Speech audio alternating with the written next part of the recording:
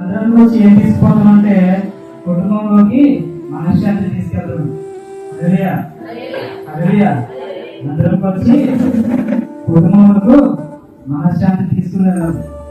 ఏ రూపంలో తీసుకెళ్ళాలి? ఆశీర్వాద రూపంలో తీసుకెళ్ళాలి.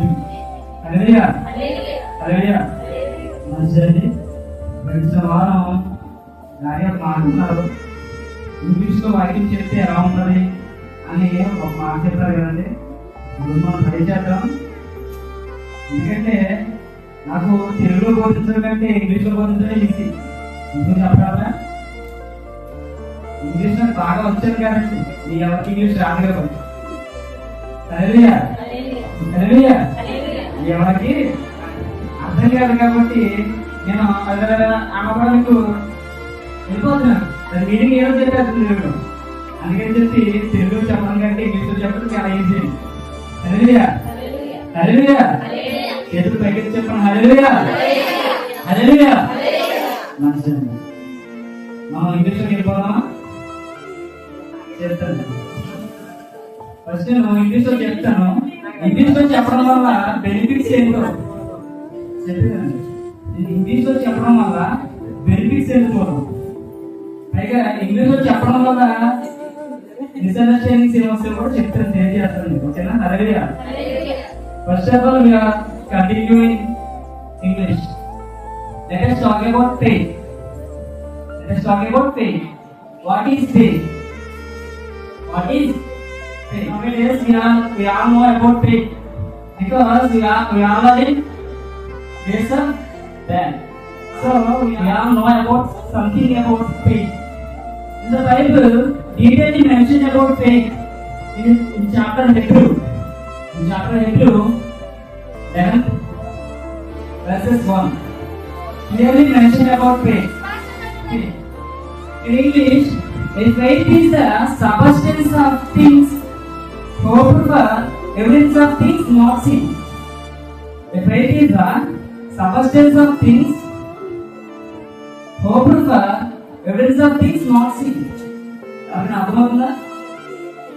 అర్థమవుతుంది కదా? చెప్తానండి. ఇలా ఇంగ్లీష్లో చెప్పడానికి తెలుగులో చెప్పడానికి కారణం ఏంటంటే, ఇప్పుడు మీరందరూ మంచిని తాగుతారు అనుకోండి, నేను కూడా మంచిగా తాగను. అర్థమవుతుందా? నేను ప్రత్యేకంగా పైన కూర్చుండి రిపోర్ట్ సాధితే న్యాయం కాదు. న్యాయం కాదు. ఇంగ్లీష్ వచ్చి కదా అని చెప్పేసి గొప్ప కొద్ది మనం ఇంగ్లీష్ లో మాట్లాడితే దాని అర్థం మీకు తెలియకపోతే ప్రయోజనం ఏంటండి? ప్రయోజనం ఉందా? ఇందాక ఏదో ఇంగ్లీష్ చెప్పాను, faith is the substance of thing అని చెప్పాను. మీకు ఏమైనా అర్థమైందా? దాని అర్థం ఏంటంటే విశ్వాసం అనేది ఒక పదార్థం అండి. ఆ పదార్థం దేనితో కూడుకున్న పదార్థం అంటే హోప్డ్ ఫర్ అన్నాడు. హోప్డ్ అంటే ఆశ, ఆశతో కూడిన ఒక పదార్థం చెప్తున్న విశ్వాసం. అది దేనికి రుజువులుగా అంటే దేనికి ప్రతిరూపంగా ఉందంటే కొన్ని విషయాలు, అంటే మనం ఊహాగతిమైన విషయాలపై ఆధారపడి ఉంటుందని చెప్పేసి బైబిల్లో రాసింది. బైబిల్ రాసింది. ఇప్పుడు మీకు తెలుగు చెప్తే అర్థమైనా, ఇంగ్లీష్ అర్థమైనా అర్థమవుతుంది. ఎందుకంటే ఏది ఎక్కడ మాట్లాడాలో అక్కడే మాట్లాడుకోవాలి. ప్రత్యేకత కోసం ఇంగ్లీష్ లో మాట్లాడితే అది నా పని అయిపోతే మీకు డైరెక్ట్గా వేస్తుంది, మీకు డైరెక్ట్గా వేస్తుంది. ఇలాగా లోకాచారం ఏంటంటే కొన్ని అంటే నాకు తెలిసిన విధానం ఏంటంటే కొంతమంది ఉంటారండి, నా ఫ్రెండ్స్ లో చాలా మంది ఉంటారు. వాళ్ళు ఏం చేస్తారంటే రెస్టారెంట్కి ప్రతిసారి వాళ్ళు ఏవేవో నూడిల్స్ అని ఇవ్వరు, లేకపోతే చపాతీని కాదు దాని ఏదో 3 బట్టలు అనేవారు. నాకు అర్థమయ్యే కాదు. ఇప్పుడు తెలుగు నాకు అర్థమయ్యే భాషలో చెప్పుకోవచ్చు కదా. అంటే వాళ్ళు ప్రత్యేకత కోసం మాట్లాడారు. అలా ప్రత్యేకత కోసం వాళ్ళు మాట్లాడారు అంటే వాళ్ళకి శైలి ఉంటుందని వినేవారికి అర్థం కాదు. అందుకనే ప్రత్యేకత కోరుకోలేదు, ప్రత్యేకంగా చెప్పాలనుకో. ఎందుకంటే నేను వాక్యం చెప్పాలని చెప్పేసి చాలా మంది చాలా రకాలు మాట్లాడతాను. వాక్యం చెప్పాలని చాలా మంది చాలా రకాలు మాట్లాడతారు. కాకపోతే ఈరోజు దేవుని ప్రణాళిక ప్రకారం నేను వాక్యాన్ని 3 భాషలో చెప్పగలను. వాక్యాన్ని 3 భాషలో చెప్పను. ఒకటి I can able to speak in English. నేను తెలుగులో వాక్యాన్ని బోధించాను. मैं हिंदी में भी उसका बात देने की कोशिश है. నాకు 3 లాంగ్వేజ్ వచ్చింది. నాకు ఒక భాష రాదు, ఒక భాష చెప్పాలనుకున్నా కానీ నేను 3 భాషలో చెప్పినట్టుగా దేవుడు చేశాడు. ఇవన్నీ గొప్పకి జ్ఞాపకి సాదృశ్యం అంటే మీరు పక్కకు చూసేద్దాం మన వాక్యం అయినా. అయితే ఈరోజు మన టాపిక్ వచ్చేసి విశ్వాసం అండి. మన టాపిక్ వచ్చేసి విశ్వాసం.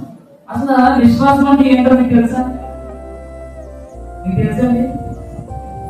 మన జీవితంలో విశ్వాసంతో చేసే పనులు చెప్తారు మీరు? 1-2 పనులు చెప్తారా? చెప్పగలరా? విశ్వాసంతో చేసే పనులు చాలా ఉన్నాయి. ఒకరికి చెప్పండి, చెప్పమంటారా? మీరు బస్సులో ప్రయాణిస్తున్నారు. ఆ బస్సు డ్రైవర్ మిమ్మల్ని తీసుకెళ్తారు, మిమ్మల్ని సురక్షితంగా తీసుకెళ్తారా? నమ్మకం మీకు ఉండే ఎక్కుతారా? లేక ఎక్కుతారా? నమ్మకంతో ఎక్కుతారా? నమ్మకంతో ఎక్కుతారా? ఆ నమ్మకం విశ్వాసం. ఆ బస్సు డ్రైవర్ మనం చుట్టాలు కాదు కదా, మన ఇంట్లో వాడు కాదు కదా, అయినా సరే మనం ఏం చేస్తాం? నమ్మకంతో ఎక్కుతాం. దాన్ని విశ్వాసం అంటారు. బైబిల్లో విశ్వాసం గురించి ఏం రాయబడిందంటే హెబ్రీ రాసిన పత్రిక 11వ అధ్యాయం 1వ వచనం. విశ్వాసం అన్నది నిరీక్షింపబడిన వాటి యొక్క నిజస్వరూపము, అదృశ్యమైనవి ఉన్నదకు రుజువునై ఉన్నదండి. రుజువునై ఉన్నది.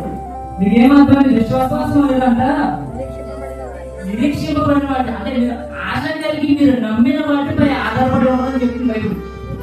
మరి ఇది దేనికి రుజువుగా ఉందంటే అదృశ్యమైన వాటికి అంటే కంటికి కనిపించిన వాటిపై ఆధారపడి ఉంది. వాటికి రుజువులై ఉంది. మరి అట్టి రుజువులు మనం చూద్దాము బైబిల్లో. అట్టి రుజువు మనం చూద్దామా? అట్టి రుజువుల్లో తర్వాత చదవదామా? తర్వాత దానిని బట్టి పెద్దలు సాక్షులు పొందింది. ఎవరు పొందారమ్మా సాక్షులు? పెద్దలు. మన పెద్దలు ఎవరు? మన పెద్దలు దగ్గరికి వస్తే యోసేపు స్వప్నం గురించి తెలుసా? తెలియదా? దీనికి ఆదికాండము 37వ అధ్యాయం 5వ వచనం చేయండి. యోసేపు ఒక కలగని తన సహోదరులతో అది తెలియజెప్పగా వారు అతని మీద మరీ పగబట్టిరి.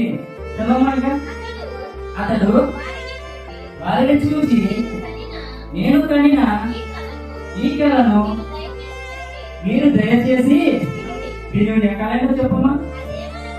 ఏమనగా మనము చేనిలో పనులు కట్టి చూసి నా పనులేచి నిలుచుండగా ఈ పనులు ఆ పనులు చుట్టుకొని ఆ పనుకు సాష్టాంగపడినని.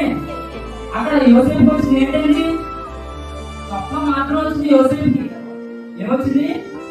స్వప్నం మాత్రం వచ్చింది. దాన్ని యోసేపు నమ్మాడా? మరి నమ్మడానికి పోయి ఏం జరిగించాలి? ఆదికాండము 42వ చదవమ్మా. అప్పుడు యోసేపు ఆ దేశమంతటి మీద అధికారి ఉండేను. అతడే ఆ దేశ ప్రజలందరికీ దాన్ని అమ్మకం చేయవాడు కనుక యోసేపు సహోదరులు వచ్చి కనుక యోసేపు సహోదరులు వచ్చి ముఖములను నేల మోపి అతనికి ఏం చేశారండి? వందనం చేశారు. మరి ఇక్కడ యోసేపు స్వప్నంలో యోసేపు సహోదరుల గడ్డలు ఏం చేశాయి? ఏపట్టే ఎవరికి? యోసేపు. మరి అది నెరవేరిందా? మీకు అర్థమైందా? అది నెరవేరిందా? మరి యోసేపు అతని సహోదరుని తెలియక మునిపే ఏం చేశారు? వాళ్ళు సాష్టాంగపడ్డారా? సాష్టాంగపడ్డారా? అంటే యోసేపు విశ్వసించి జరిగిందా? అక్కడ జరిగిందా? యోసేపు అనేది జరిగిందా? మరి అక్కడ మీరు గ్రహించారా? అంటే మీరు నమ్మిన కదా సమస్తము సాధ్యమే. మీరు విశ్వసించాలి. మీరు విశ్వసించి ముందుకు వస్తే ప్రతిదీ సాధ్యమే. విశ్వాసం యొక్క బలం ఎట్లా ఉంటుందో చూస్తారా? విశ్వాసం యొక్క బలం ఎటు రీతిలో ఉంటుందో మీరు చూస్తారా? తీయండి, బైబిల్ తీయండి. మత్తయి సువార్త 17వ అధ్యాయం 20వ వచనం చదవండి. అందులో ఆయన ఎవరి అల్పవిశ్వాసం అండి? అందరూ చెప్పాలి ఒకసారి. అందరూ చెప్పాలండి ఒకసారి. ఎవరి అల్పవిశ్వాసము? మీరేనా? మీరేనా? మీరే కదండి. నాది కూడా మన అల్ప విశ్వాసము చేతే చదువు ఎంతండి? ఎంత ఉండాలి? ఆవగించంత విశ్వాసం ఉండి కదా.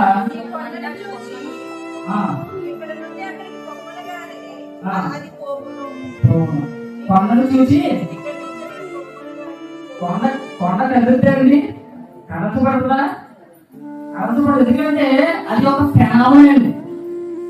అది ఒక ఫెనామినా అంటే ప్రకృతి సహజమైనది మాత్రమే.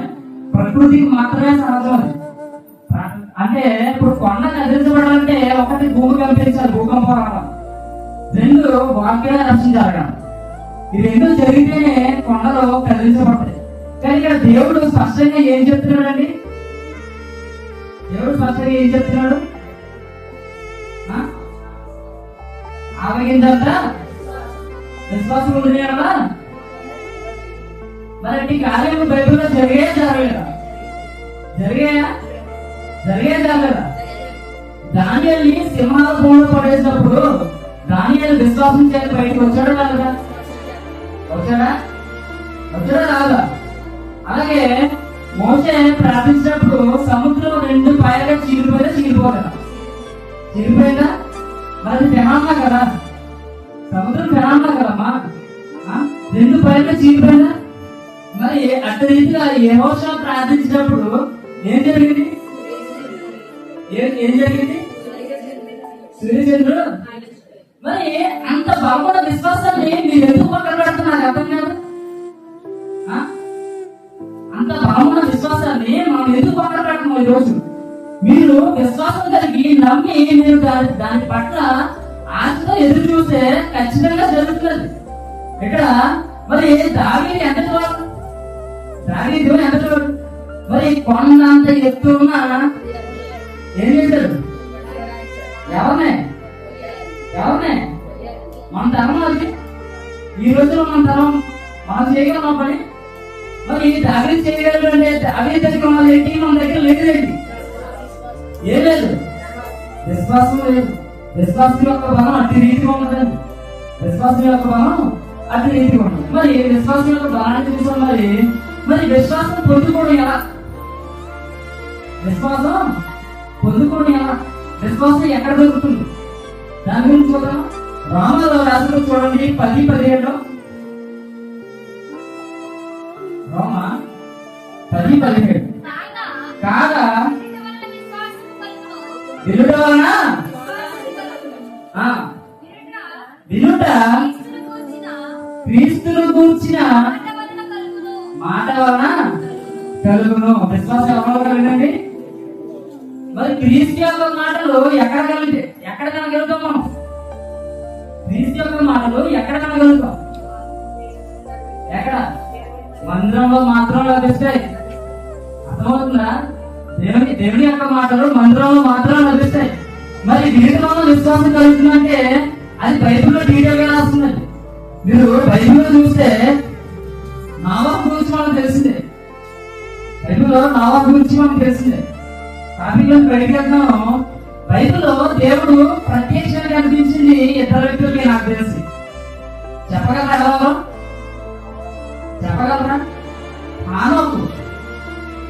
హానోకు దేవుడితో వెళ్ళిపోయాడు, దేవుడితో నడిచి వెళ్ళిపోయాడు అని రాయబడి ఉంది.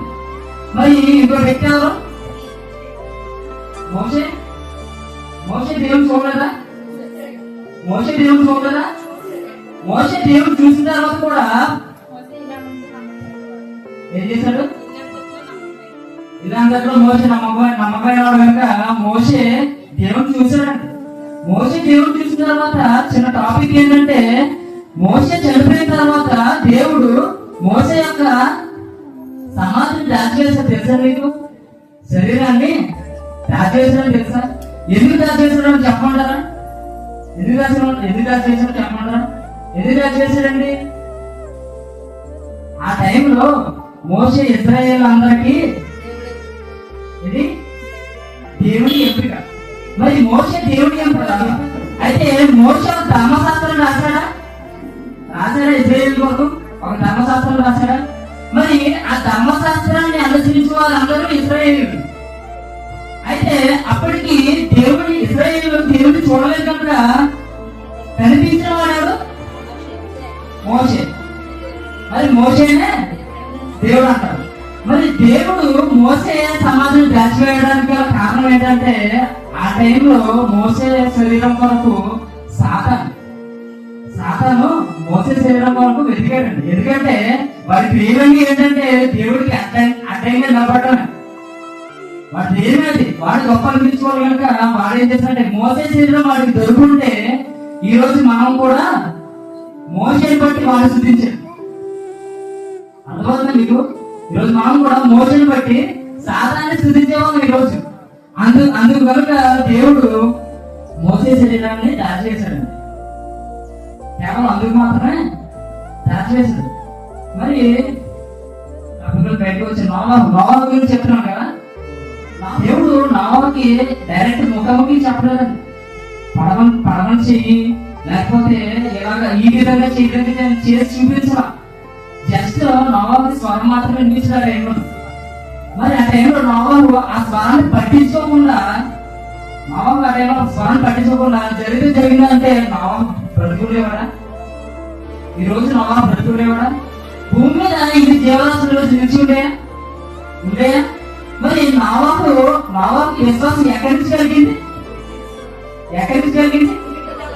వినుట వలన విశ్వాసం కలిగింది. అలాగే రీతిగా మనం కూడా దేవుని సన్నిధికి వచ్చినప్పుడు దేవుని మాటలు వినాలి. విని మనసులో పెట్టుకుని వాటి అనుసారంగా మనం నడిస్తే ఈ రోజు మనం ఉన్నట్టే, ఆ రోజు నోవహు బ్రతికినట్టే, ఈ రోజు మనం ఇది జీవరాశులు చూస్తున్నట్టే, రేపు అన్న రోజు మనం మన గురించి కూడా ఇతరులు చెప్పుకునే రోజులు వస్తాయి. అదే మన గురించి ఇతరులు చెప్పుకున్నారంటే మనం మరణం లేని వారికైనా లెక్క. ఈ జీవగ్రంథం ఎందుకంటే దీంట్లో ఉన్నారంటే జీవించున్నాం. ఎక్కడ జీవించున్నాం తెలుసా? మన వినికిడిలో, మన మాటల్లో జీవించున్నాం. ఆ స్థాయి మనం పొందాలంటే మనకి ముందుగా కావాల్సింది విశ్వాసం. మనం విశ్వాసించి ప్రార్థన చేస్తే సమస్తము సాధ్యమే. మనం విశ్వసించి ముందుకు వెళ్ళాలి. ఎందుకంటే ఈ రోజు ఆ బస్ డ్రైవర్ ఉన్నంత నమ్మకం దేవుడితో ఉన్నట్లు అదే ప్రారంభిస్తున్నారు. హల్లెలూయా. ఆ బస్ డ్రైవర్ సురక్షితంగా తీసుకెళ్తారన్న నమ్మకం దేవుడి మీద లేదు. దేవుడు మార్గాన్ని స్థిరపరిచాడని చెప్పేసి ఎవరు నమ్మట్లేదు. మేము తెలుసండి, దేవుడు మనం కష్టపెడుతున్నాడు, బాబాయ్ ఇలా చేస్తున్నాడు మనం అనుకున్న శ్రమ కాదండి. ఎప్పుడైతే మానవతనం, మనిషి యొక్క తనం ఎప్పుడైతే అంతరించిపోతారో అప్పుడు పరిశుద్ధాత్మ నేర్చుకుంటున్నాను. హల్లెలూయా. మీరు పరిశుద్ధాత్మ నేర్చుకోవాలంటే మీరు విశ్వాసం కలిగి ఉండాలి. అంటే రేపు అన్న రోజు నా జీవితం మారుతుంది అన్న విశ్వాసం మీరు కలిగి ఉంటే మీ నుంచి పరిశుద్ధాత్మ నేర్చుకుంటున్నాను. హల్లెలూయా. మరి సన్నిధికి వస్తున్న ప్రతి ఒక్కరు ఆశీర్వాదంతో వెళ్ళాలని నా ఆశ. మీరు ఆశీర్వాదం పొందాలంటే విశ్వాసంతో ఉండాలండి. మీరు విశ్వసించి నమ్మితే సమస్తము సాధ్యమండి. పదే చెప్పాలంటే బైబిల్లో సాధించి చూపించాలన్నమాట. బైబిల్లో మనకి సాక్ష్యాలు ఉన్నాయి. వాళ్ళ సాక్ష్యాలు బైబిల్లో ఉన్నాయి కనుక వాటిని బట్టైనా సరే మనం విశ్వాసాన్ని తెలుసుకోవాలండి. హల్లెలూయా. ప్రతి ఒక్కరు విశ్వాసం కలిగి ప్రార్థించి దేవుడు ముందుకు వెళ్ళాలని ఆశ. ఈ ఆశ మీరు అలా నెరవేరుస్తారని దేవుని ఎన్నికల్లో ఈ మాటలు జీవించాలని కోరుకుంటూ ఈ మాటలు ముగిస్తున్నాను. హల్లెలూయా.